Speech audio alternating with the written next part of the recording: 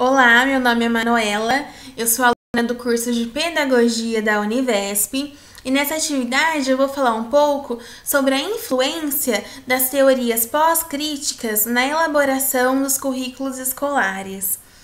Esse assunto ele foi abordado na disciplina de Teorias do Currículo. Antes de entrar propriamente na discussão sobre as teorias pós-críticas, eu quero recapitular rapidinho as principais características de outras duas teorias que nós também estudamos. Primeiro, as teorias tradicionais do currículo, que pretendem ser neutras e desinteressadas, ou seja, os currículos baseados nessas teorias não questionam em nenhum momento as estruturas sociais, pelo contrário, eles se adaptam ao status quo.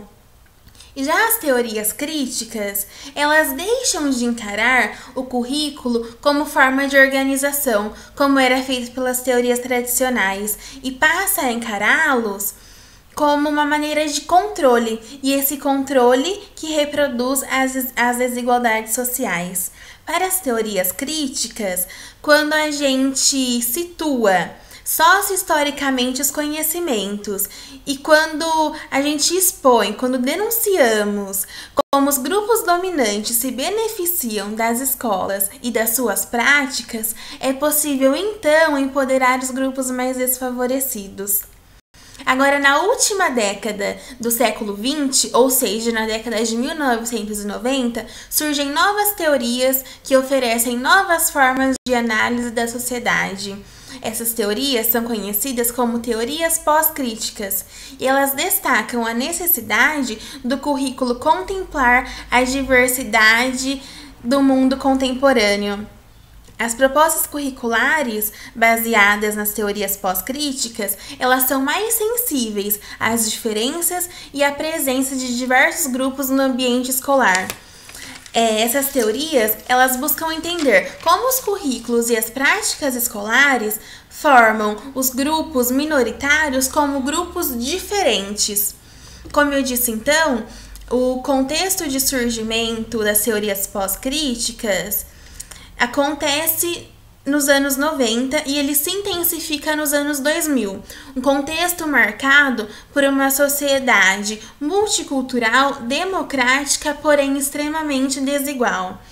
E as desigualdades criadas no processo escolar, elas não são apenas resultado das relações de poder com base em questões econômicas.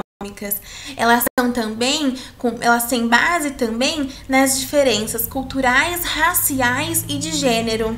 O multiculturalismo, que é característico das teorias pós-críticas, ele condena que os currículos privilegiem apenas a cultura do grupo dominante e desconsidere outras formas de saber.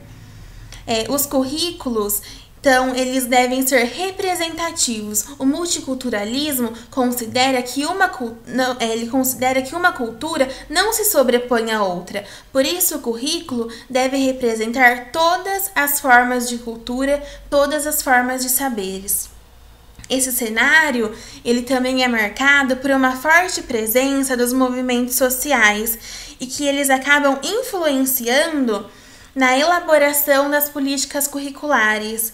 Exemplo disso é a criação da Lei 10.639 de 2003, que torna obrigatório o ensino da história e da cultura africana e afro-brasileira nas redes de ensino, e também da Lei 11.645, que torna obrigatório o ensino da cultura indígena.